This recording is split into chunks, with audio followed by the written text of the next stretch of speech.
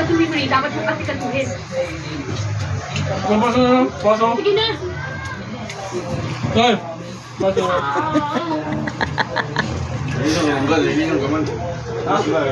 Super me kaya na apis ako.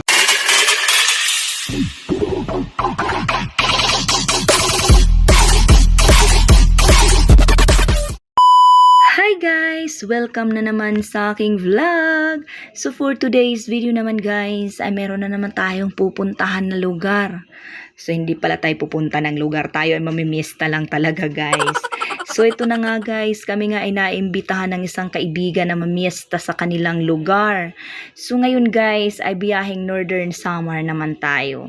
So ito guys, nasa biyahe na kami. So umulan umaraw talaga to guys, kasi kailangan talaga pumunta, charot. Kailangan talaga. So ito na nga guys, ay nagbibiyahe na kami. Kung makikita nyo, my gosh, yung kalsada guys, liko-liko siya. Parang nakakatakot. Pero syempre, ito na talaga yung daanan. Wala na tayong choice, diba? Kasi guys, pag magbibiyahe tayo galing ng Calbayog to Catarman, so ito talaga yung kalsada nila guys. More on liko-liko talaga, diba? Tapos, ayun, tingnan nyo, ayan, Diyos ko, nakakatakot. Tsaka umulan pa, parang medyo madulas yung kalsada. So, dapat dahan-dahan lang talaga tayo, guys. Okay, guys, sa ngalan ng pamimiesta ay umulan, umaraw, go lang tayo ng go, charot. So, diba guys, gano'n naman talaga tayo eh. Hindi naman yun, guys, ano na rin to, parang gusto din namin, mag-chill. Chill talaga, charot lang. O diba, parang road trip na din kasi to guys. Syempre kasama na dun yung pamimiesta, diba? Kasi minsan lang naman din tayo pumunta ng Northern Samar. So, isama na natin yung paglalakwat siya na din guys. Charot, paglalakwat siya talaga. So, andito na kami guys sa Bitukang Manok. Diyos ko, nakakaloka. Tingnan nyo guys. So, nakakalula. So, ito talaga yung part guys na kinatatakutan ko. Ito dito, itong kalsada na to. Kasi nga guys, para siyang version ng Bitukang Manok. 'Di ba? Kasi galing ka sa taas, pababa, tapos liliko. Ay, grabe. So, ito guys, tapos na tayo dun sa mga nakakatakot na paliko-liko. So, dito na naman tayo. Liliko pa din, charot. So, ayun guys, siguro magtatapos yung vlog ko dito lang din sa kalsada sa biyahe namin. Kasi ito lang talaga yung vlog ko, charot. So actually guys, nag-vlog talaga ako kasi gusto ko ipakita sa inyo yung kalsada sa mga, syempre, sa hindi pa nakakapunta ng Northern Samar. Pero alam ko naman na madami na ang nakakapunta dito. So parang gusto ko lang i-showcase yung kanilang kalsada, charot.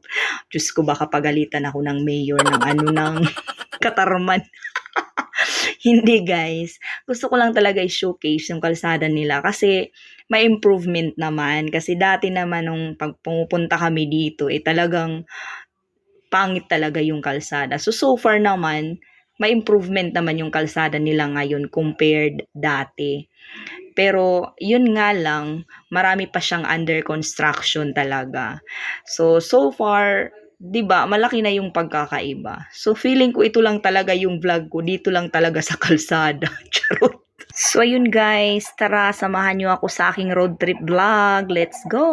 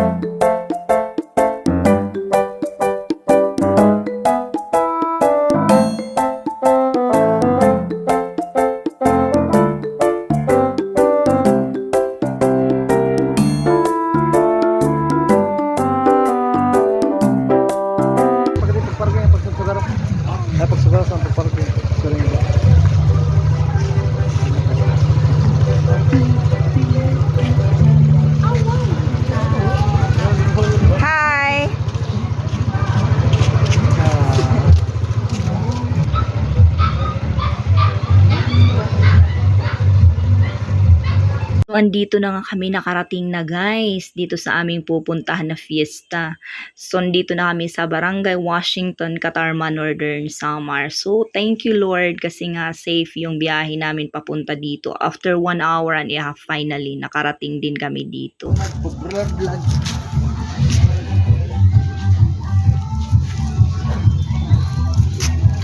Let's go.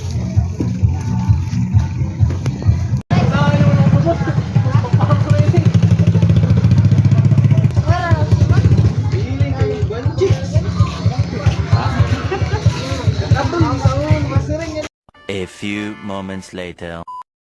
So ito na guys, hindi halata na ako'y gutom na gutom. Tingnan mo naman yung plate ko. Charot. Diba? So actually guys, talagang sobrang gutom na ako kasi hindi talaga ako nag-breakfast bago ako umalis ng bahay.